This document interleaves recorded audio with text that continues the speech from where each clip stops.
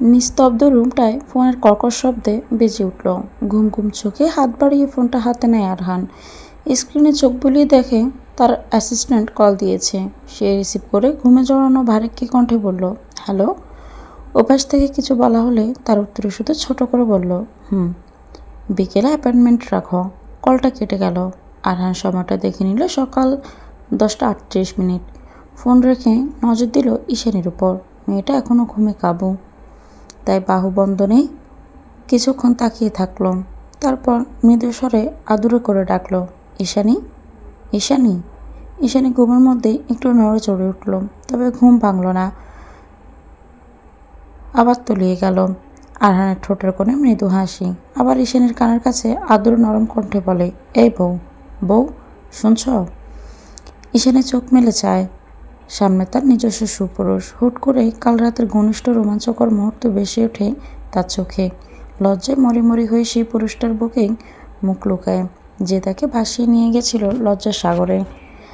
আরহান শরীর দুলিয়ে হেসে ওঠে, যেন সে জানে ঈশানীর লজ্জার কারণ। তারপর বলে, বউ, উঠে পড়ো, আমাদের বেরোতে হবে। ঈশানী বলে ওয়াশরুমে চলে যায়। ফ্রেশ হয়ে তারপর তৈরি হয়ে একেবারে বের হয়। আরহান ফ্রেশ হতে চলে যায়। বের হয়ে দেখে ঈশানী আয়নার সামনে দাঁড়িয়ে। আরহানকে পেছন থেকে জড়িয়ে ধরে। ঈশানী কাঁদো কাঁদো মুখ করে নিজের গলার দিকে আঙুল তাক করে বলে, কি করেছেন দেখুন তো। আমি বাহিরে কিভাবে যাব? ছোট মা চাচ্ছু দেখলে কি ভাববে বলুন তো? আরহান ঈশানীর গাড়ে নাক ঘষে বলে, ভাববে, তাদের নাতি নাতনি আসার সময় হচ্ছে। ঈশানীর গাল দুটো লজ্জায় রাঙা হলো। এ লোকের মুখে কিছুই আটকায় না। আরহান আবার বলল, যাওয়ার সময় মলম কিনে দেবো, লাগিয়ে নিলে চলে যাবে। ঈশানী গাঁড় কাত করল। সকালের নাস্তা করে তারা বেরিয়ে পড়ে। বাড়িতে পৌঁছাতে তাদের দুপুর গড়িয়ে যায়। গিয়ে দেখে আয়রা চলে গেছে। তার সাথে দেখা না হওয়ায় একটু মন খারাপ হলেও ঈশানীর, তবে সেটা বেশিক্ষণ টেকল না। তার মনে যে এখন শতরঞ্জা প্রজাপতি উঠছে। তার বাস এখন নতুন রঙিন দুনিয়ায়। ঈশানী সময় কাটছে কোচিং, পড়াশোনা, স্বামীর সাথে খুনসুটির ছোট মা নামক, শাশুড়ির সাথে বিভিন্ন গল্প কাজ করে। এখন সে গৃহিণী হওয়ার চেষ্টা করে। আরহানের পছন্দের খাবার রান্না করা শেখে। প্রতিদিন কিছু না কিছু ট্রাই করে খাওয়ায়। মোট কথা, ঈশানীর দিন যাচ্ছে এখন স্বপ্নের মতো। এরই মধ্যে শোনা গেল আগামীকাল ঈশানীর রেজাল্ট বের হবে। সে থেকে টেনশনে ঈশানীর হাত পা ঠান্ডা হওয়ার জোগাড়। রুম জুড়ে পায়চারি করে যাচ্ছে। একবার বসছে তো আরেকবার উঠছে, একবার দাঁড়িয়ে কিছু ভাবছে, আবার হাঁটছে। আরহান ল্যাপটপে কাজ করছিল। ল্যাপটপ রেখে বউয়ের দিকে তাকালো। হাসি পেল তার খুব, তবুও হাসলো না। হাসি সংবরণ করে কাছে ডাকলো,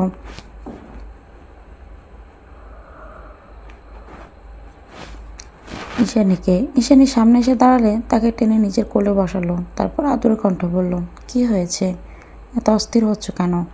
ঈশানী ঠোঁট উল্টে বলেন, যদি কালকে আমি ভালো ফলাফল না করি। আরহান হাসে। তারপর বলে, না করলে আর কি করার, বউ তো ফেলে তো দিতে পারবো না। বাবাকে বলে একটা রিক্সা কিনে নেব। ঈশানী যুক্ত শব্দ করে বলল, আমি সিরিয়াসলি বলছি কিন্তু। আরহান সেভাবে বলল, আমিও তো। ঈশানী গাল ফুলালো, ঠোঁট উল্টে বসে থাকলো। আরহান ঈশানীর কোমর পেঁচিয়ে ধরে বলে, এত চিন্তা করো না, যা হবে ভালোই হবে। আমার তোমার উপর বিশ্বাস আছে। ঈশানী কিছুই বলল না, জড়িয়ে ধরল নিজের স্বামীকে। তবে তার চিন্তায় গেল না। রাতটা প্রায় নির্ঘুম গেল। ভোর উঠে ফজরের নামাজ পড়েছে, সাথে 2 রাকাত নফল নামাজ। এখনও চিন্তায় হাত পা অসাড় লাগছে। বেলা 10টার দিকে মিথিলা কল দিল ঈশানীকে। ঈশানী রিসিভ করে কিছু বলার আগে মিথিলা কেঁদে দিল। কাঁদতে বলল, এই ইস্যু, তোর বাসায় আমাকে জায়গা দিস প্লিজ। ঈশানী চাকা খেয়ে রইল। মাথায় কিছুই ঢুকলো না। অবাক হয়ে প্রশ্ন করলো, কি হয়েছে, এভাবে বলছিস কেন? কান্নার হিড়িক বাড়ল মিথিলার। আবার বলল, বাবা বলে দিয়েছে A+ না পেলে বাসায় রাখবে না, রিক্সাওয়ালা দেখে বিয়ে দিয়ে দেবে। ঈশানীর ভীষণ হাসি পেল, কিন্তু পরক্ষণে আরহানের কথা মনে পড়ল। তারপর উদাস গলায় বলল, তোকে তো আঙ্কেল বলেছে। আমার বর আমাকে কি বলেছে জানিস? রেজাল্ট ভালো না হলে নাকি ডাক্তারি ছেড়ে সে রিক্সা কিনবে, যাতে আমি রিক্সাওয়ালার বউ হতে পারি।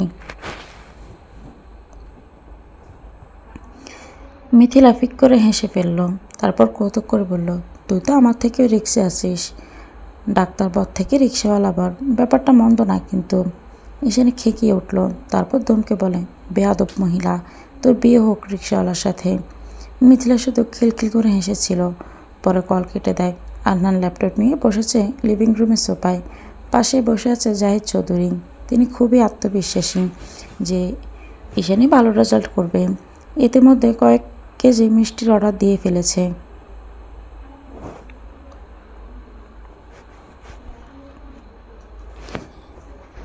তিনি এখন আরামসে পায়ের ওপর পা তুলে বসে আছে। তার বিপরীত দিকে সোফায় বসে আছে ঈশানী, যার অবস্থা এখন প্রায় নাজেহাল। ভয়ে যেন কলিজে শুকিয়ে যাচ্ছে, গাম হচ্ছে অনবরত, বুকের ভিতর দরাস দরাস করছে।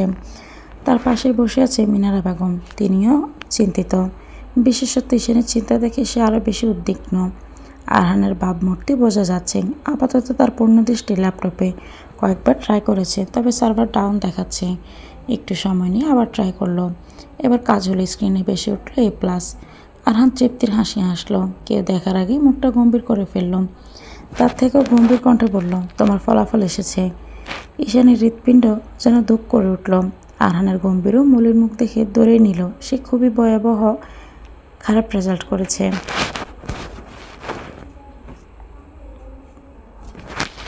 কেঁদে ফেলল ঈশানী। মিনারা বেগম জড়িয়ে ধরলেন। আরহান বোকা বনে গেল। এখনও তো সে ভালো খারাপ কিছুই বলেনি, তার আগে কান্না করছে। এ মেয়ে পাগল নাকি? তারপর ব্যস্ত হয়ে বলে উঠল, এ মেয়ে, কাঁদছো কেন? তুমি A+ পেয়েছ, দেখো, এই যে দেখো। ঈশানের কান্না থেমে গেল। পর মুহূর্তেই হিচকে তুলে আবার কান্না করে দিল। এবার আরহানকে বকলো অনেক। জাহিদ চৌধুরী তো বেজায় খুশি। ঈশানের মাথায় হাত বুলিয়ে উনি বাহিরে চলে গেলেন।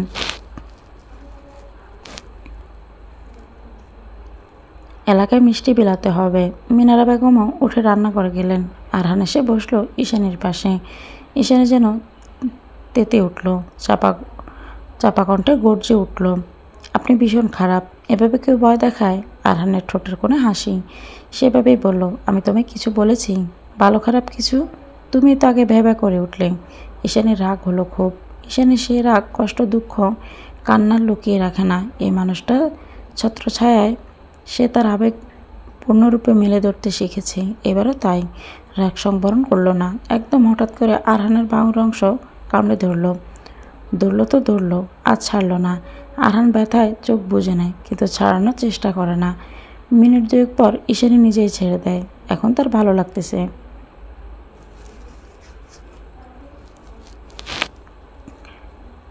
কত বড় সাহস তাকে ভয় দেখানো! কিন্তু পর মুহূর্তেই জমে যায় আরহানের বলা শব্দে, এই কামড়ের শোধ আমি নেব। আর এমন জায়গায় নেব, না পারবে ডেকে রাখতে, না পারবে কাউকে দেখাতে। ঈশানী ডোক গিলল, দাঁত বের করে হাসার চেষ্টা করে কিছু বলতে নিলে মিথিলা কল দেয়। সে কথা অসম্পূর্ণ রেখেই কল ধরে। ওপাশ থেকে মিথিলার উল্লসিত আওয়াজে বোঝা যায় তারও ফলাফল আশানুরূপ। রাতে আরহান বেরোলো। সাধারণত হসপিটাল থেকে বাসায় এসে সে বাইরে যায় না। ঈশানীর ফলাফল দেখে আরহান দুপুরের পর আজ চেম্বারে গিয়েছিল। ফিরে এসেছে রাত 9টায়। একটা কল এলো, আর রাতের খাবার না খেয়ে আবার 10টার পরপরই সে বাইরে গেছে। এটা নিয়ে ঈশানী ভীষণ চিন্তিত। সে টেবিলে খাবার নিয়ে অপেক্ষা করলো। ঘড়ির কাঁটার পেন্ডুলাম শব্দ করে জানান দিচ্ছে রাত 1টা। ঈশানীর এবার আরও চিন্তা হলো, সাথে কান্না পেল। দুফোঁটা অশ্রু গাল বেয়ে গড়ালো। টেবিলের উপর হাত দুটো বাজ করে দিয়ে তার উপর মাথা দিয়ে শুলো সে। কখন চোখ লেগেছে সে টেরই পায়নি। কলিং বেলের কর্কর শব্দে ঈশানী লাফিয়ে উঠল।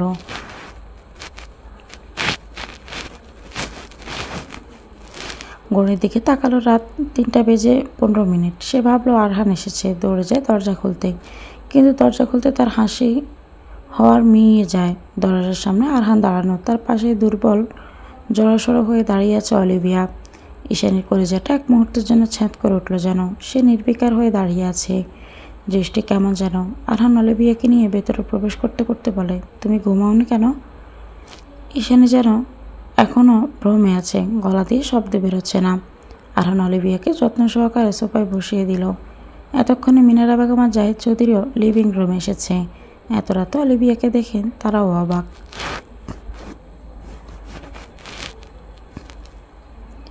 কপালে 4 বাজ পড়েছে। কেউ কিছু জিজ্ঞেস করছে না। ময়নাকে দেখে আরহান বলল, ময়না, গেস্ট রুমটা একটু পরিষ্কার করে দে। তারপর জাহিদ চৌধুরীর দিকে তাকিয়ে বলে, বাবা, অলিভিয়ার বাবা আজ সন্ধ্যায় ইন্তেকাল করেছেন। জাহিদ চৌধুরী ইন্না লিল্লাহি ওয়া ইন্না ইলাইহি রাজিউন বলে উঠলেন। অলিভিয়া ডুকরে উঠলেন। মিনারা বেগম গিয়ে জড়িয়ে ধরলেন। অলিভিয়ার পাগলের মতো কাঁদতে কাঁদতে বলল, আন্টি, আমি এতিম হয়ে গেলাম আন্টি, আমার আর কেউ রইল না, আমি এই ত্রিভুবনে একা, কি হবে আমার আন্টি? বাবা কেন আমাকে সাথে নিলেন না, বলুন না।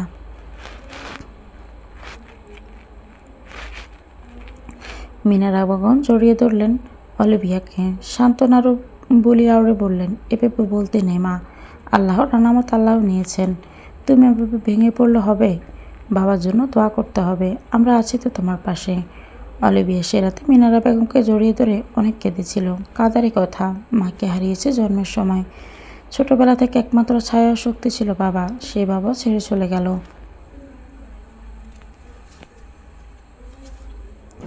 পৃথিবীতে সে তো এখন নিঃস্ব, কিন্তু সেদিন কেন কেন ঈশানীর অলিভিয়ার জন্য মায়া লাগার বদলে ভয় পেয়েছিল। কোনো এক অজানা কারণে তার মন কুঁড়ে গিয়েছিল, ভিতরে ভিতরে কুঁকড়ে ছিল মেয়েটা।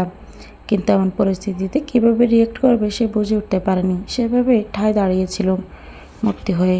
হৃদয়ে বয়ে যাচ্ছিল কালবৈশাখী ঝড়। ময়না এলো ঘর পরিষ্কার করে। মিনারা বেগম অলিভিয়াকে নিয়ে গেলেন রুমে। নিজের যত্ন সহকারে শুয়ে ঘুম পাড়িয়ে দিয়ে তবেই নিজের রুমে গেছে। মহিলার মাতৃস্নেহ অনেক, যে কারো কষ্টে তার হৃদয় কেঁদে ওঠে। ঈশানী তখনও মূর্তির মতো দাঁড়িয়ে। আরহান শরীর ক্লান্তিতে ভেঙে পড়ছিল। ঈশানীকে দাঁড়িয়ে থাকতে দেখে এগিয়ে গেল। ঈশানীর হাত ধরে জিজ্ঞেস করলো, এখনো দাঁড়িয়ে আছো কেন? চলো রুমে চলো। আরহান হাত ধরে নিয়ে গেল ঈশানীকে। ঈশানী শুধু মূর্তির মতো ছুটল। তার হৃদয়ে দানা বাঁধার ভয়রা তার নিজের উপর ভীষণ লজ্জা ধিক্কার জানালো। একটা অসহায় মেয়েকে ঘিরে কী সব চিন্তা করছে।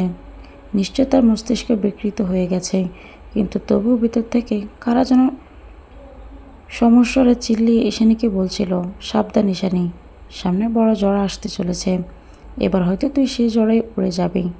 ঈশানীর ভেতর থেকে কেমন হু হু কান্নারা দলা পাকা হয়ে আছে। সে উপরে স্বাভাবিক থাকলো, ভিতরে চলতে থাকলো এক দুর্বিষহ ঝড়। রাতের বাকি অংশ কাটলো ঈশানী ছটফটিয়ে। কিছুতেই সে শান্ত হতে পারল না। রাতের আধার কেটে ভোরের সূর্য উদয় হলো। ধরনী একটু একটু করে উজ্জ্বল আলোয় ছেয়ে গেল।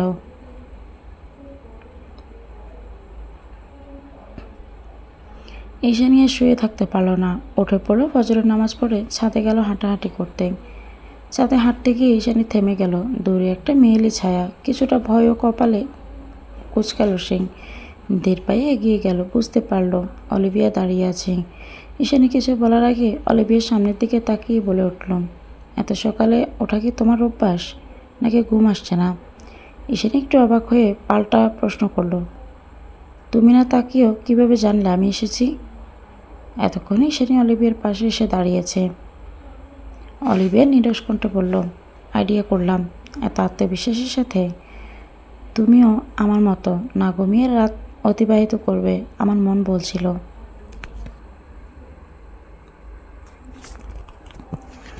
ঈশানী কিছু বলল না, শুধু চেয়ে থাকলো। কিছুক্ষণ নীরবতা চলল। তারপর ঈশানীর সামনের দিকে তাকিয়ে বলে, আঙ্কেলের কি হয়েছিল? স্ট্রোক করেছে।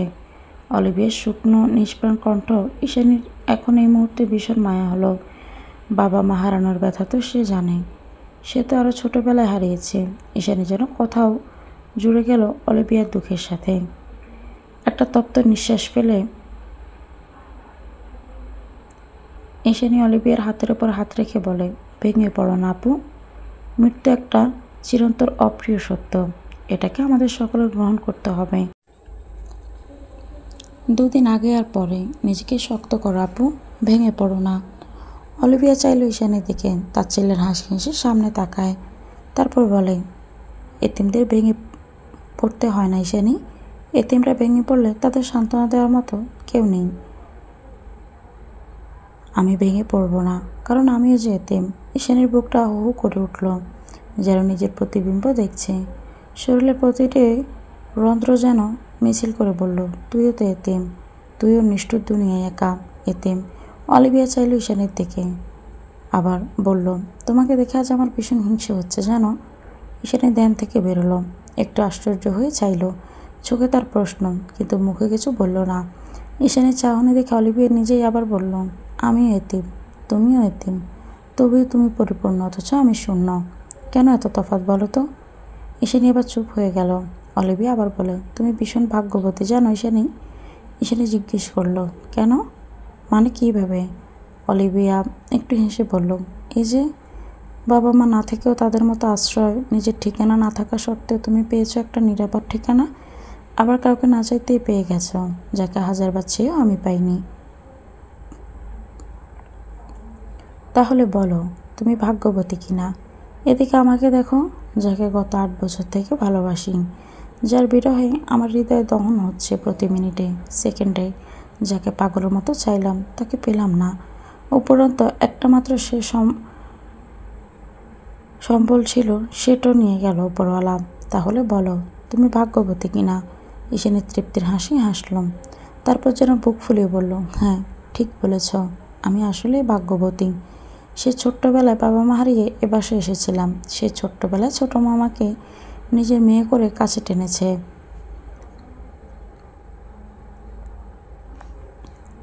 চাচু নিজে ছত্রছায়ায় রেখেছে, না হলে আমি জেনে বোধ হয় সে ছোট্টবেলায় হারিয়ে যেতাম অন্ধকারে। আর আনকে পেয়ে তো তুমি ভাগ্যবতী নও? অলিভিয়া ছট করে প্রশ্নটা করে। ঈশানীর হাসি এবার বিস্তৃত হয়, গায়ের ওড়নাটা আরও আশার করে জড়িয়ে নেয়। তারপর বলে, অবশ্যই তাকে পেয়ে আমি পূর্ণ, ভাগ্যবতী। তার মতো একজন মানুষকে পেয়ে যে কোনো মেয়ে নিজেকে ভাগ্যবতী ভাববে, তবে আমি নিজেকে ভাগ্যবতী চেয়ে পূর্ণ মনে করি। উনি আমার জীবনকে পূর্ণতা দান করেছে, আমার ভেতরে নিঃসত্তার সাথে আমাকে পরিচয় করিয়েছে। তার আশেপাশে আমি আমার নিজেকে সবচেয়ে নিরাপদ মনে করি। উনি একজন আদর্শ ছেলে, দায়িত্বপরায়ণ স্বামী, একজন পাগলাটে প্রেমিক পুরুষ।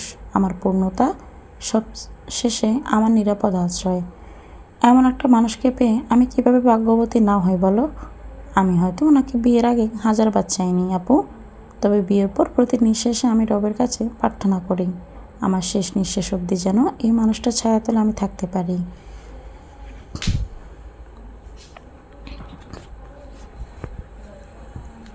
ঈশানী চোখ পানিতে চিকচিক করছে, অলিভিয়া চেয়ে আছে, দুজনেই নিশ্চুপ।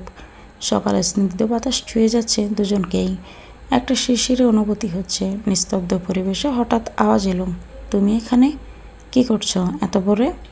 দুজনে পিছন ফিরল। আরহান দাঁড়িয়ে আছে, ঘুম ঘুম ফোলা ফোলা চোখে গুলো ঢুলছে, চুলগুলো এলোমেলো। ঈশানী এগিয়ে গেল, তারপর বলল, আপনি উঠে এসেছেন কেন? তুমি উঠে এসেছো কেন?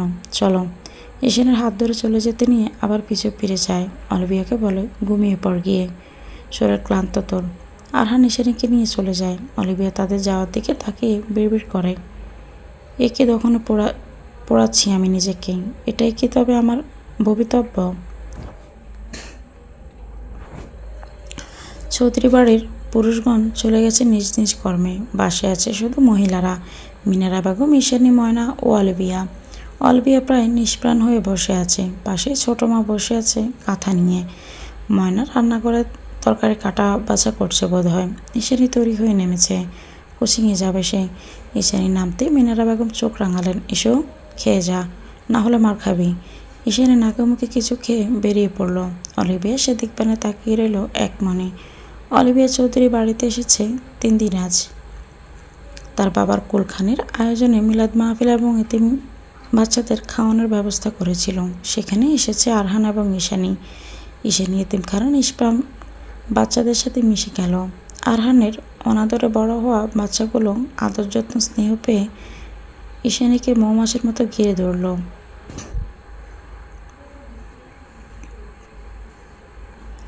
সেও বাচ্চাদের সাথে মিশে বাচ্চা হয়ে গল্পগুজব খেলাধুলায় মগ্ন। বুকে হাত বেঁধে সে দৃশ্য দেখে যাচ্ছে আরহান। অলিভিয়া এসে পাশে দাঁড়ায়, আরহানের দৃষ্টি অবলম্বন করে তাকায় সামনের দিকে। তারপর উদাস গলায় জিজ্ঞেস করেন, ঈশানীকে ভালোবাসলে কিভাবে, কবে? আরহান দৃষ্টি সরায় না, ঈশানীর দিকে তাকিয়ে বলে, কোনো উত্তপ্ত দুপুরে বোধ হয় ভালোবাসা তো দিনকাল ক্ষণ দেখে হয় না। দৃষ্টি সরিয়ে অলিভিয়ার দিকেই তাকায় এক পলক। আমাকে ভালোবাসলি না কেন তবে? খুবই করুণ শোনালো অলিভিয়ার কণ্ঠস্বর। আরহানের পর্যায়ে পুরোপুরি দৃষ্টি নিপাত করে অলিভিয়ার দিকে, তারপর গম্ভীর কণ্ঠে বলে, তোকে ভালোবাসতে কখনো মন সায় দেয়নি, কিন্তু ওকে নিয়ে আমার অবচেতন মন ভাবত কেন ভাবতো জানতাম না, তবুও ভাবতো। কখনো সে উত্তর খুঁজে দেখিনি।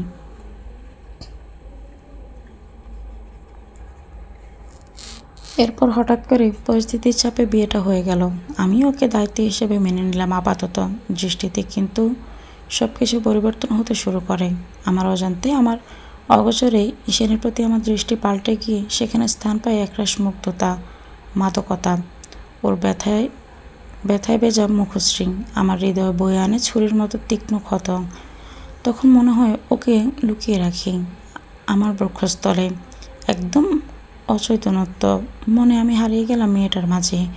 আরহান এ পর্যায়ে চোখ বন্ধ করে ফেলল, যেন কল্পনায় কিছু দেখে যাচ্ছি। প্রতিটা কথা যেন অলিভিয়ার হৃদয়ে ছুরির মতো বিদ্ধ হচ্ছিল, অথচ সে চুপ। ভিতরে ভিতরে ভেঙে পড়ল, মুখে তবু একটা চাপা হাসি ধরে রাখে। অনেকদিন পর আদর যত্ন পাওয়া বাচ্চাগুলো কিছুতেই ছাড়তে চাইল না ঈশানীকে। ঈশানীকে জড়িয়ে ধরে তাদের কত আবদার যেন চলে না যায়। ঈশানীও এক পর্যায়ে কেঁদে ফেলল। ইস, বাচ্চাগুলো ভালোবাসার কাঙাল, কেউ নেই তাদের ভালোবাসার। ঈশানীও জড়িয়ে ধরল, কেঁদে উঠল তারই সহচর্যদের জন্য। অবস্থা বেগতিক দেখে আরহান এগিয়ে আসলো, ঈশানীকে আগলে নিতে হাঁটু গেড়ে মাটিতে বসলো। এক হাতে ঈশানীকে জড়িয়ে অন্য হাতে কয়েকটা বাচ্চাকে আগলে নিল। তারপর বলল, আজ আপুকে যেতে হবে তো। তোমরা কান্না করছো, তোমাদের আপু কষ্ট পাচ্ছে, তোমরা কি সেটা চাও? সব বাচ্চা একসাথে মাথা নাড়ল, অর্থাৎ তারা চায় না। আরহান মৃদু হাসলো, তারপর আবার বলল, তাহলে কেঁদো না, আমি তোমাদের আপুকে আবার নিয়ে আসবো, প্রমিস। বাচ্চাগুলো আবার খুশি হলো। ঈশানীও আরহানকে জড়িয়ে ধরল। কিছুক্ষণ পর তারা বিদায় নিয়ে গাড়িতে উঠল। আরহান ঈশানীর মুখ চোখ টিস্যু দিয়ে মুছিয়ে দিল, তারপর পানি নিয়ে খেতে দিল। ঈশানী তখনও মন খারাপ করে আছে। আরহান ওর মাথায় হাত বুলিয়ে দিতে দিতে বলল, খুব শীঘ্রই আবার নিয়ে আসবো তোমায়, কেমন? মন খারাপ করিও না।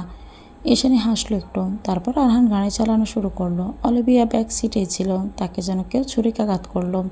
তার মনে হলো নিজের ভালোবাসাকে এভাবে অন্যের বাহুতে দেখার আগে তার মরণ হলো না কেন।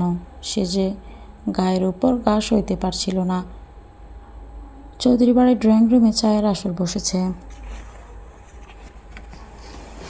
চায়ের আসরে উপস্থিত রয়েছে জাহিদ চৌধুরী, মিনারা বেগম ও আরহান। চা বানিয়ে নিয়ে আসে ঈশানী। সিঁড়ি দিয়ে নামতে দেখা যায় অলিভিয়াকেও। সে নিচে নেমে সোফার এক সাইডে বসে পড়ে। ঈশানী তাকেও এক কাপ চা দেন। জাহিদ চৌধুরী চায়ের কাপে চুমুক দিচ্ছেন আর ছেলের সাথে টুকিটাকি ব্যাপারে কথা বলছেন। অলিভিয়া সকলের দৃষ্টি আকর্ষণের জন্য হালকা কাশি দেয়, তারপর বলে, আমি আবার লন্ডন ব্যাক করব। ওখানকার কয়েকটা হসপিটালে অ্যাপ্লাই করেছি, ভিসার জন্য চেষ্টা করছি। মিনারা বেগম মায়াভরা মুখে বললেন, বিদেশ বাড়ি একা গিয়ে কী করবে, দেশেই থাকুন। অলিভিয়া মলিন হেসে বলে, দেশেও আমি একা আন্টি। মিনারা বেগম বড্ড মায়া হলো। সে অলিভিয়ার হাত ধরে বললেন, কেন, আমরা কি কেউ না? অলিভিয়া হাসলো, কান্না কেমন দলা পাকিয়ে আসছে। সে কান্না গেলে কোনো রকম বলল, আপনারা আমার সবচেয়ে আপনজন, কিন্তু দেশে থাকলে আমার আরও বেশি কষ্ট হবে আন্টি। বিদেশের মাটিই ঠিক আছে আমার জন্য। একটু দম নিয়ে আবার বললাম, অনেক দিন হয় এই বাড়িতে থাকছি, ভিসা হয়ে যাবে খুব শীঘ্রই, তাই বাকি কয়েকটা দিন আমি বাবার বাসায় থাকতে চাই। কাল সকালে আমি চলে যাব। মিনারা বেগম নাকচ করলেন, কড়া করে বললেন, একদম না, যে কয়েকটা দিন দেশে আছো এ বাড়িতেই থাকবে। একা একা থেকে ওখানে আরও গুমড়ে মরবে, তাই এখান থেকে যাওয়া নেই। কিন্তু আন্টি, অলিভিয়ার কথা শেষ করতে পারে না, তার আগে জাহিদ চৌধুরী বললেন, আর কোনো কিন্তু না, তুমি আমার আয়রা ঈশানীর মতোই, থাকতে কিসের বাধা তোমার? চলেই তো যাবে, যে কয়েকদিন আছো এখানেই থাকো। অলিভিয়ার চোখে পানি। একবার আরহানের দিকে তাকায়। আরহান ওকে থাকতে বলে, না চাইতেও আগুনের তাপে তাকে থাকতে হবে। যে আগুন থেকে দূরে যাওয়ার এত আয়োজন, সে আগুনে আরও কিছুদিন দহন হতে হবে ভেবে দীর্ঘশ্বাস ফেলে সে।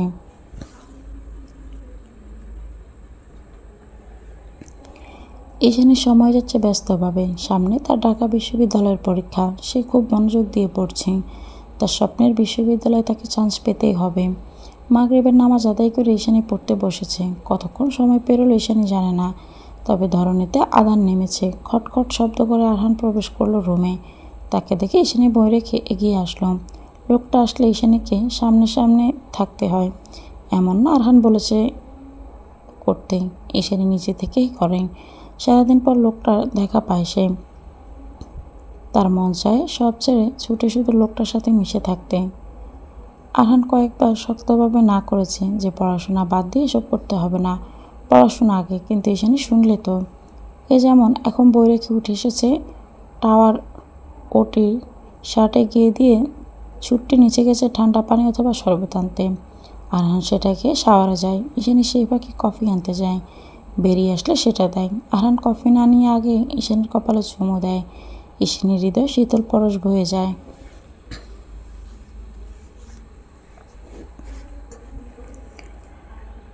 তারপর আরহানের ধমক খেয়ে আবার পড়তে বসে। এভাবেই যাচ্ছে ঈশানীর মিষ্টি মধুর ছোট্ট সংসার। রাত 11টা হবে বোধহয়। ঈশানী গিয়েছিল ছোটমার ঘরে। ছোটমার কোমরে ব্যথা হয়েছে, সে গিয়ে কিছুক্ষণ মালিশ করে দিয়ে আসতে আসতে রাত 11টা 30 বেজে গেছে। নিজের রুমে ঢুকে ঈশানী হতবিলম্ব হয়ে পড়ে। দেখতে পায় অলিভিয়া তাদের রুমে। আরহানের আজকে মাথা ব্যথা হওয়ায় ওষুধ খেয়ে আগে আগে শুয়ে পড়েছে। আর অলিভিয়া ঠিক আরহানের মুখের উপর ঝুঁকে আছে। কারো আওয়াজ পেয়ে অলিভিয়া সোজা হয়ে দাঁড়ায়।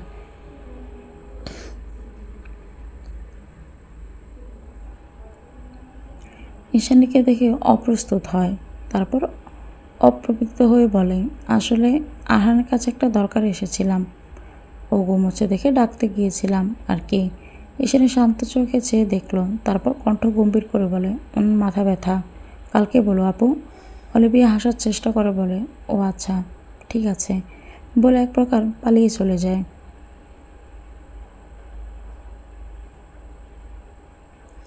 ঈশানের নারীর হৃদয় মানল না এটাকে স্বাভাবিক ঘটনা হিসেবে। তার রাগ হলো, ভয় হলো। রুমের দরজা আটকে লাইট অফ করে সে আরহানের পাশে শুয়ে পড়ল। অনেকক্ষণ এপাশ ওপাশ করেও ঘুম আসছে না। তার মন অস্থির হয়ে আছে। সে কি অহেতুক ভয় পাচ্ছে? আরহানকে হারানোর ভয়টা কি অহেতুক? এসব প্রশ্ন মস্তিষ্ক জোড়াজীর্ণ। তখনও একজোড়া হাত তার কোমর পেঁচিয়ে ধরল। কানের কাছে মুখ নিয়ে মৃদু ঘুম ঘুম কণ্ঠে বলে, কি ব্যাপার বউ? ঘুম না এসে কিসের এত অস্থিরতা? ঈশানীর এবার কেন যেন কান্না পেল। সে আরহানের বুকের ভেতর ঢুকে যাওয়ার চেষ্টা করল। সে তো একটা চুমু দিয়ে বলে, আপনি ইদারিং আমার থেকে দূরে দূরে থাকছেন, এই দূরত্ব আমার সহ্য হচ্ছে না।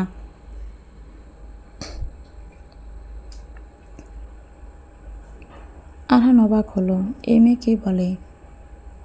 এই মেয়ের থেকে দূরত্ব মানে জানে সে? আরহান আরও ঘনিষ্ঠভাবে ধরল ঈশানীকে, গলায় মুখ গুজে দিয়ে বলে, তোমার থেকে দূরত্বে যাওয়া অসম্ভব বউ। তোমার পরীক্ষার সামনে, সংসার স্বামীর থেকে তোমার মনোযোগ পড়াশোনায় দেওয়া উচিত। ঈশানের নিঃশ্বাস ভারী হলো। আরহানের মাথার পেছনে চুল আঁকড়ে ধরল। আরহান যেন কোনো অঘোষিত সংকেত পেল।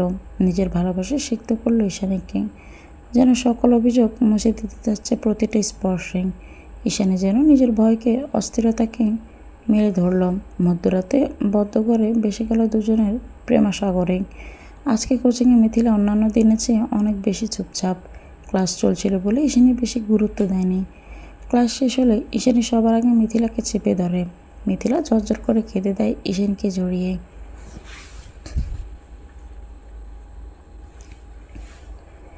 সে অনেক অবাক হয়, এই মেয়ে কাঁদছে কেন?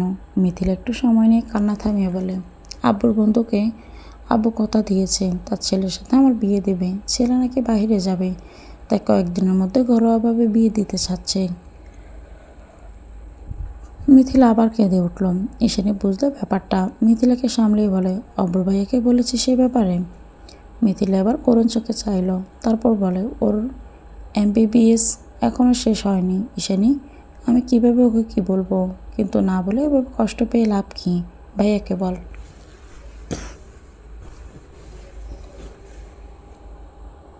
আমার বিশেষ ভাইয়া একটা ব্যবস্থা করবে, ও কিছু করবে আমি জানি, কিন্তু ওর ক্যারিয়ার আমি কি করে রিস্কে ফেলি বল?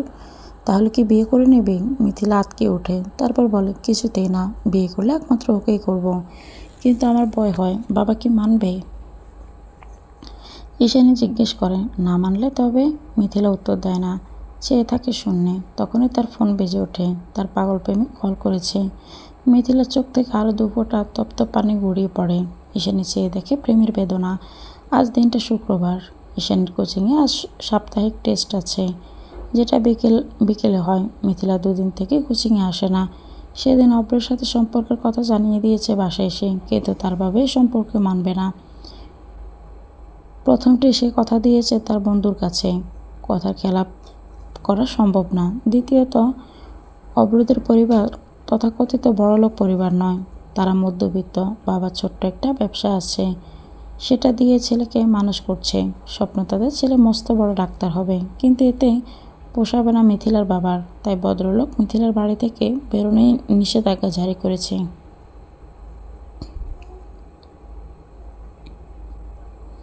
ঈশানীর সাথে কথা বলা হয়নি সেদিন। কেঁদে কেটে এতটুকু বলার পর থেকে ফোন বন্ধ মেয়েটার। ঈশানীর এটা নিয়ে ভীষণ মন খারাপ ও কষ্ট পাচ্ছে। ঈশানী রেডি হয়েছে। প্রতি শুক্রবার তাকে কোচিংয়ে নিয়ে যায় আরহান নিজে, আবার নিজে দাঁড়িয়ে থেকে নিয়ে আসে। যেহেতু শুক্রবার, শুধু ওদের পরীক্ষা হয় 1 ঘন্টার। আজ আরহান সকাল থেকে বাড়ি নেই, অলিভিয়ার সাথে গেছে। অলিভিয়া নিজের পিতৃ সম্পত্তির কিছু অংশ বিক্রি করতে চায় বিদেশ যাওয়ার আগে, সেটার জন্যই আরহান গিয়েছে সাথে। সে এখন অলিভিয়াকে নিয়ে ভয়ে আছে, কিন্তু সেরকম কোনো কিছু কখনো ঘটেনি বা তার নজরে পড়েনি। তাই সে ধরে নিয়েছে তার অবচেতন মনের কারসাজি এগুলো। সেদিন থেকে সে যথাসম্ভব এই ব্যাপারগুলোকে স্বাভাবিকভাবে নেওয়ার চেষ্টা করে। তবুও কিছু একটা কিন্তু থেকে যায়। ঈশানী জোর করে পাত্তা দিতে চায় না। সে তৈরি হয়ে বেরিয়ে পড়ে কোচিংয়ের উদ্দেশ্যে। ঈশানীর পরীক্ষা শেষ হয়েছে প্রায় 30 মিনিট হবে, কিন্তু আজ হঠাৎ আবার কোচিংয়ের চেয়ারম্যান এসেছে। তিনি তখন থেকে বক্তৃতা দিয়ে যাচ্ছেন। প্রায় মাগরিবের আগে আগে তাদের ছেড়ে দেয়। ধরণীতে তখনও পুরোপুরি আধার নামেনি। ঈশানী বাইরে বের হয়, চারিদিকে নজর বুলিয়ে দেখে গাড়ি নেই।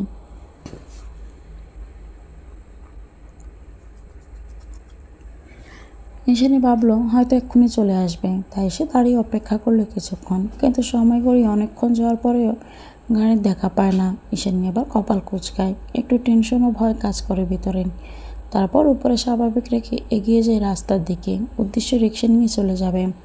রাস্তার মাঝে দাঁড়িয়ে এসে একটি রিক্সা থামায়। জায়গায় নাম বলে সে উঠে পড়ে। শহরে তখন আঁধার নেমেছে।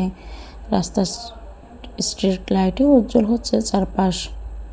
এরকম রাতের বেলা ঈশানী কখনো একা বের হয়নি। মনে তার একটু ভয় চাপলো, তবুও সে বেশি পাত্তা দিল না। কাছেই তো, সে ঠিক চলে যেতে পারবে। কিন্তু কিছু দূর যাওয়ার পর হঠাৎ রিক্সা থেমে গেল। ঈশানী রিক্সাওয়ালার উদ্দেশ্যে বলে, কি ব্যাপার মামা, রাস্তার মাঝখানে থামিয়েছেন কেন? রিক্সাওয়ালা মামা ভয়ে ভয়ে বললেন, সামনে কারা জানি দাঁড়ায় আপা। ঈশানীর সামনে তাকায়, কয়েকজন ছেলে মুখোশ পরে দাঁড়ানো। ঈশানীর বুকের ভেতর ধক করে উঠল। আতঙ্কিত মুখে সামনে চাইল। এ রাস্তা তুলনামূলক নির্জন, মানুষ কম, মাঝে কয়েকটা প্রাইভেট কার যাচ্ছি।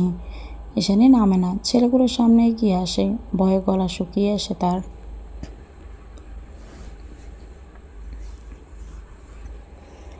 ছেলেগুলো এসে ঈশানীর হাত ধরে নামায়।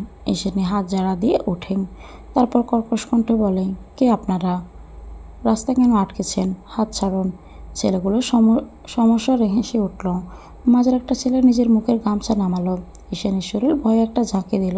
আত্মার পানি শুকিয়ে গেল যেন। তার ষষ্ঠ ইন্দ্রিয় তাকে ইঙ্গিত দিচ্ছে পালানোর জন্য। কোনো একটা অনিষ্ট হতে চলেছে। চারিদিকে কেমন যেন আঁধারের প্রলেপ পড়েছে। চারিদিকে মানুষের ছায়াও দেখা যাচ্ছে না। রিক্সাওয়ালা মামা ইতিমধ্যে নিজের যান বাঁচাতে পালিয়েছে। ঈশানীর মনে এতক্ষণ যতটুকু সাহস সঞ্চয় ছিল, সেটাও যেন হাওয়ায় মিলিয়ে গেল। সামনের মানুষটিকে দেখে সামনে দাঁড়ানো মানুষটি বিশ্রীভাবে হেসে উঠল। ঈশানীর মনে হলো যেন কোনো দৈত্য দাঁড়িয়ে তার সামনে। মুখ দিয়ে অস্পষ্ট বের হলো, রনি ভাই। রনি বিশ্রীভাবে হাসল। সে স্বভাবসুলভ ভঙ্গিতে বলে উঠে, হ্যাঁ ডার্লিং, আমি হিসেব চুকাতে এসেছি। ঈশানী ভয়ে দুপা পিছিয়ে গেল। নির্জন রাস্তা। এতক্ষণ কয়েকটা প্রাইভেট কার গেলে এখন সেটাও দেখতে পাচ্ছে না। একদম ফাঁকা রাস্তা। ভয়ে ঈশানীর হৃদয়ে কামড় মারল। সে আর কিছু না ভেবে উল্টো পাশে ঘুরে দৌড় দিল। এই লোকগুলো নিশ্চয়ই তাকে ছাড়বে না। সে প্রাণপণে দৌড়াতে যাচ্ছে। পেছন থেকে ছেলেগুলোর দৌড়ানোর আওয়াজও বিশ্রী গালে শুনতে পাচ্ছে ঈশানী। তার শরীর গুলিয়ে উঠছে। শরীর আশার লাগছে।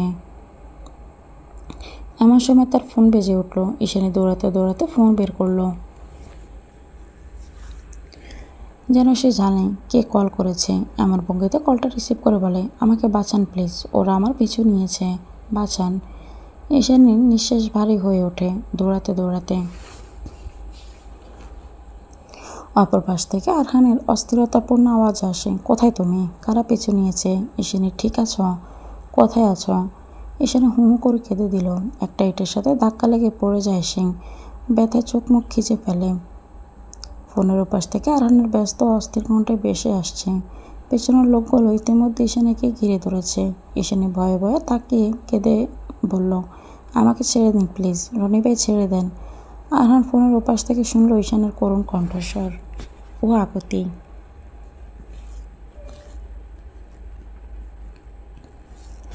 রনি নাম শুনেই সব বুঝে গেল, রক্ত মাথায় উঠে গেল তার। ফোনের মধ্যে চিল্লিয়ে বলে উঠল, কুত্তার বাচ্চা, ওকে স্পর্শ করবি না। রনি, জানোয়ারের বাচ্চা, ওকে স্পর্শ করবি না, হাত কেটে কুকুরকে খাওয়াবো।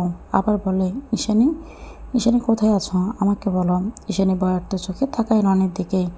সে যেন খুব মজা পেল আরহানের কথায়, গা দুলিয়ে হাসছে। ঈশানী ফোনটা হাতে নিয়ে কিছু বলতে নিলে রনি কেড়ে নেয়। তারপর ঈশানীর হাতের ওপর পা দিয়ে পিষে ধরে। ঈশানী ব্যথায় আর্তনাদ করে ওঠে। রনি সেভাবেই ফোন মুখের কাছে নিয়ে বলে, বড় ভাই রিল্যাক্স, এত তাড়া কিসের? ভাবি আর দেবর একটু কোয়ালিটি টাইম স্পেন্ড করব, এত উত্তেজিত হলে চলে? আরহান একটা অশ্রাব্য গালি দিয়ে চিল্লিয়ে বলেন, রনি, ওকে ছেড়ে দেই, এর পরিণাম অনেক খারাপ হবে, ছেড়ে দে ওকে বলছি। রনি আবার হাসে। নির্জন রাস্তায় সেই হাসির জঙ্কার ভয়ঙ্কর লাগে। রনি এবার চোখ দুটো লাল করে ঈশানীর হাতের উপর পাটা আরেকটু পিষে ধরে বলে, ধর পরিণামের আগে তোর বউটাই নাই হয়ে গেল তখন। ওকে ছেড়ে দে রনি, ছেড়ে দে। এই পর্যায়ে আরহানের কণ্ঠস্বর করুণ শোনালো। রনি আবার হাসলো, যেন খুব মজা পেয়েছে। হাসতে হাসতে বলছে, আচ্ছা যা, ছেড়ে দিলাম, তুই আয় তবে। ওকে নিয়ে নিজেকে আত্মসমর্পণ করবি, তোর সাথে তো অনেক হিসেব বাকি। হ্যাঁ হ্যাঁ, আমি রাজি, কোথায় আসতে হবে বল? ঠিকানায় চলে যাবে তোর ফোনে, কিন্তু যদি বেশি চালাকি করে পুলিশ অথবা অন্য কোনো ফোন দিয়ে আটিস, তাহলে তোর বউয়ের লাশও খুঁজে পাবি না।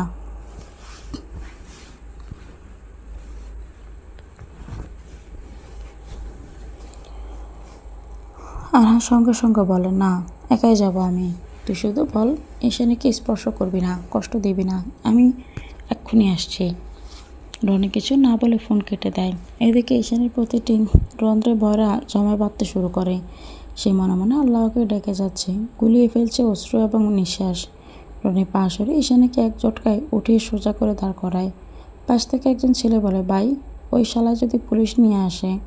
রনির চোখ জ্বলছে, যেন সে কোনো রক্তপিপাসু কোনো শেয়াল। তারপর হিসিয়ে বলে, সেই ব্যবস্থাও করা আছে আমার, আগে শালিকে নিয়ে চল। ঈশানী আর্তনাদ করে মিনতি করলো, রনি ভাই প্লিজ ছেড়ে দিন, আমি তো আপনার কোনো ক্ষতি করিনি। রনি বিকৃতভাবে হেসে উঠল, তারপর বলল, ক্ষতি করিসনি, তোর জন্য জেলে ছিলাম। আমার বাবা রাজনীতিতে মুখ থুবড়ে পড়েছে, অপদস্থ হয়েছে, তোর নাগল লেলিয়ে দিয়েছিস, এগুলো তোর কম মনে হয়? আর সব কিছুর প্রতিশোধ তুলব, প্রতিটি অপমানের, প্রতিটি আঘাতের। আসল খেলা তো শুরু হবে তোর নাগর আসার পর।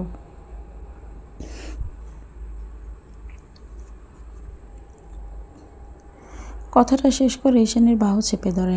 অপর একটি ছেলে ঈশানীর মুখে কষ্টে পিষে দেয় এবং মোটা রশি দিয়ে তার হাত বেঁধে দেওয়া হয়। তারা ধীরে ধীরে ঈশানীকে টেনে নিয়ে যেতে থাকে নির্জন রাস্তায়, গভীর অন্ধকারে, এক ভয়াবহ রাতের দিকে। আরহান বেরিয়ে গেছে ০.৫ ঘন্টা হবে। চৌধুরী বাড়িতে যেন নেমে এসেছে এক অভূতপূর্ব শোকাবহ নীরবতা। মিনারা বেগম থেমে থেমে কেঁদে যাচ্ছেন তখন থেকে, আর থামার নাম নেই। অলিভিয়া সামলাচ্ছেন ওনাকে, কিন্তু মিনারা কেঁদেই যাচ্ছেন। শরীর খারাপ হয় উপক্রম। সে জাহিদ চৌধুরীর কাঁধ ঝাঁকিয়ে কাঁদতে কাঁদতে বললেন, মেয়েটা কেমন অবস্থায় আছে আল্লাহ জানে। এর মধ্যে ছেলেটা একা চলে গেল। শুনছ, আমার ছেলে মেয়ে দুটোর কিছু হলে আপনার সাথে বোঝাপড়া করব আমি। আপনি এখানে দাঁড়িয়ে কেন কিছু করছেন না? কথাটা যেন গুলিয়ে যাচ্ছে ভেতরে সব। জাহিদ চৌধুরী শক্ত হয়ে থাকলেও তার ভিতরে চলছে অস্বাভাবিক ভয়। অস্থির চিত্তে পাচারি করে গেছে। ছেলে জীবনের উপর রিস্ক নেওয়ার বিন্দুমাত্র সাহস তার নেই। তার উপর মেয়েটা ওদের হাতে বন্দী। হঠাৎই বুকে হাত দিয়ে বসে পড়লেন জাহিদ চৌধুরী। মিনারা বেগম স্বামীকে ধরলেন, আবার কেঁদে দিলেন। তার সোনার সংসারে কিসের নজর পড়ল? ছেলে মেয়ে এখন স্বামী সবাই অনিশ্চয়তায় ধার প্রান্তে। সে কোথায় যাবে, কি করবে? তখনই ব্যস্ত পায়ে ছুটতে ছুটতে প্রবেশ করলো আয়রা। পেছনে ইয়াসিন যথাসম্ভব চেষ্টা করছে তাকে সামলানোর। মাঝে সতর্কবাণী ছুটছে, আস্তে যাও, পড়ে যাবে, আরও সাবধানে যাও, ব্যথা পাবে। আর এসব শুনলে তো সে ছুটতে এসেছে মায়ের কাছে। বাবার অবস্থা দেখে আবার সেও কেঁদে দিল। ইয়াসিন শ্বশুরকে রুমে নিয়ে গেল, ডাক্তারকে কল করলো। তারপর আয়রা ডেকে বলল, জান, ভেঙে পড়ো না। মা ভেঙে পড়েছে, এখন তুমি ভেঙে পড়লে হবে? তোমাকে তো সামলাতে হবে। আর তোমার ভেতরে যে ছোট্ট প্রাণটা আছে সেটাও তো ভয় পাচ্ছে। তুমি এদিকটা সামলাও, আমার এখন বাইরের কাছে যেতে হবে। আমার বন্ধু স্পেশাল ফোর্সে আছে, ওকে আমি খবর দিয়েছি, সেখানে যেতে হবে। এদিকটা সামলে নাও শোনা। আয়রার কপালে চুমে দিল সে। আয়রা শব্দ করে কেঁদে দিল।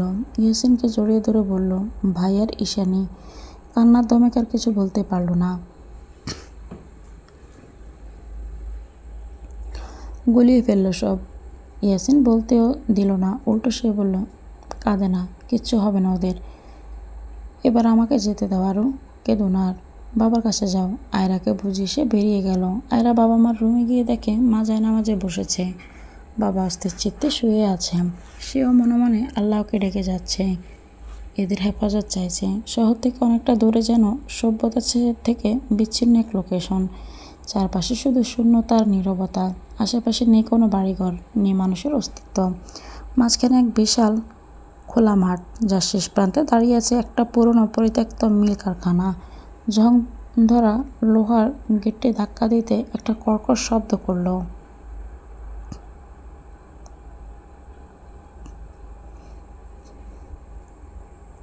নিস্তব্ধ পরিবেশে সেই শব্দ কেমন গা ছমছমে শিহরণ জাগালো। আরহান সেই গেটটি ধাক্কিয়ে ভেতরে যায়। কারখানাটা সম্ভবত কোনো পুরনো লোহার কারখানা। বেশ উঁচু বিল্ডিং, অন্ধকারে চারপাশ ঠিক ধারণা করতে পারল না সে। মোবাইলের ফ্ল্যাশ জ্বালিয়ে উপরে যায় সে। দোতলায় সিঁড়ি মারিয়ে 3 তলায় উঠে থেমে যায়। রনির দেওয়া বার্তা অনুসারে এখন থেকে তার লোক এসে নিয়ে যাবে তাকে। আরহান 2 মিনিট দাঁড়িয়ে থাকলে সামনে থেকে 2টি মানব ছায়া দেখতে পায়। লোক দুটোর হাতে পিস্তল। সেটা আরহানের মাথায় পেছনে ঠেকিয়ে সামনে যেতে ইশারা করে। আরহান 2 হাত উঁচু করে সামনে এগিয়ে যায় তাদের নির্দেশনা অনুযায়ী। তার ভিতর অস্থিরতা। না জানি মেয়েটার কী অবস্থা। তার ঈশানীকে ভয়ে গুটিয়ে শুটিয়ে মেরে আছে। এই জানোয়ারগুলো কি কিছু করেনি তো? নানা রকম প্রশ্ন চিন্তায় জর্জরিত তার ভেতর। তাকে নির্দিষ্ট কামরায় নিয়ে যাওয়া হলো। আরহান একবার চোখ বুলিয়ে পুরো ঘরটা দেখল। বেশি কিছু নেই, 2-1টা পুরনো জং ধরা মেশিন, একটা চৌকি যেটার ওপর রনি বসে আছে। পাশে 2জন ছেলে মিলে তাস খেলছে, যেন পিকনিক করতে এসেছে। সে পুরো ঘরে নজর ঘুরিয়ে ঈশানীকে কোথাও পেল না। তাকে এগিয়ে নিয়ে যাওয়া হলো। রনি খেলা থামিয়ে তাকালো আরহানের দিকে। ঠোঁটে হাসি রেখে একটা লম্বা সালাম দিল। আসসালামু আলাইকুম বড় ভাই। আরহান শান্ত কণ্ঠে জিজ্ঞেস করল, ঈশানী কোথায়? কোথায় রেখেছিস ওকে? রনি শরীর দুলিয়ে হাসে, তারপর বলে, এত ব্যস্ত হচ্ছেন কেন বড় ভাই? আগে আপনার সাথে ছোট্ট হিসেবটা মিটিয়ে নেই, তারপর না হয় আমার ডার্লিং সরি আমার ভাবির সাথে দেখা করবেন।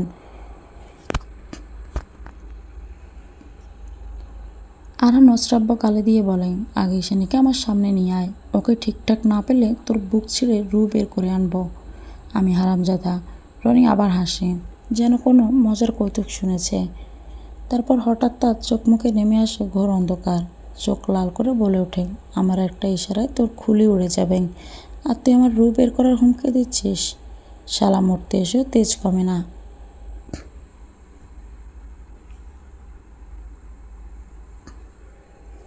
তোর বউকে যত্নে রেখেছি, শুধুমাত্র তোর সামনে তোর বউকে আদর করব বলে, এখন স্পর্শ করিনি। সেদিন তো তোর কিছুই ছিল না, তাও একটা মেয়ের জন্য আমাকে মেরেছিলি। আজ সম্পর্কে সেই মেয়ে তোর, আর তাকে তোর সামনে স্পর্শ করব, প্রতিটি অঙ্গ ঝলসে দেব, তুই শুধু দেখবি। আরহান আর নিজেকে থামাতে পারল না। এগিয়ে আরহান গিয়ে মুঠি করে ধরে রনির কলার চেপে বলে, চুক্তি ছিল, আমি আসলে ওকে ছেড়ে দিবি। ওকে ছেড়ে দে, না হলে তুই বেঁচে ফিরতে পারবি না। জানোয়ারের বাচ্চা। রনি আবার হাসে, তার বিশ্রী হাসিতে রক্ত গরম হয় আরহানের। নাক বরাবর এক ঘুষি মারে। পেছনে দুটো ছেলে তেড়ে আসে আরহানকে ধরতে। রনি হাত দিয়ে ইশারা করে পিছিয়ে যেতে। ছেলে দুটো পিছিয়ে যায়। তারপর নিজের রক্ত মুছে সোজা হয়ে দাঁড়ায় রনি। গা দুলিয়ে বলে, শালা, তোর সাহসে দাঁত দিতে হচ্ছে। তোর বউ আমার জিম্মায়, তবুও তেজ কমে না। মেরে দিই তোর বউকে, তারপর সাহস দেখা। আরহান বোধহয় দমলো এবার। দাঁত কিরমির করে বলল, ওকে আমার সামনে আন, আমি ওকে ঠিকঠাক দেখতে চাই। তারপর যা খুশি করিস। রানী হাত দিয়ে ইশারা করতে দুটো ছেলে ঈশানীকে নিয়ে আসে। মুখে কষ্টিপ, হাত বাঁধা চেয়ারের সাথে। আরহান হন্তদন্ত হয়ে দৌড়ে যায় সেদিকে, কিন্তু রনি লোকেরা ঈশানীর মাথায় বন্দুক তাক করে। থেমে যায় আরহানের কদম। ঈশানী অশ্রুসিক্ত চোখে তাকিয়ে আছে। বুকটায় বেসে যাচ্ছে তার।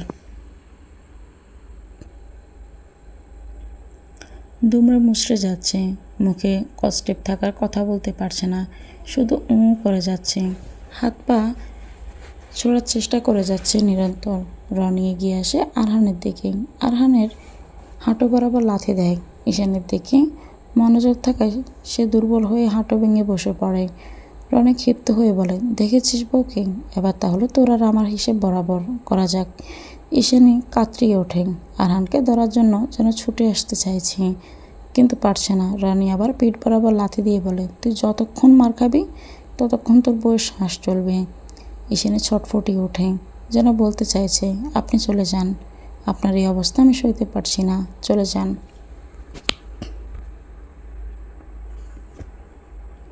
কিন্তু কিচ্ছু বলতে পারল না, মুখে শুধু করে গুলিয়ে যাচ্ছে। রশি ছিঁড়ে চেয়ার ভেঙে যেন আরহানের কাছে যাওয়ার প্রয়াস করে যাচ্ছে, কিন্তু বারবার ব্যর্থ হচ্ছে।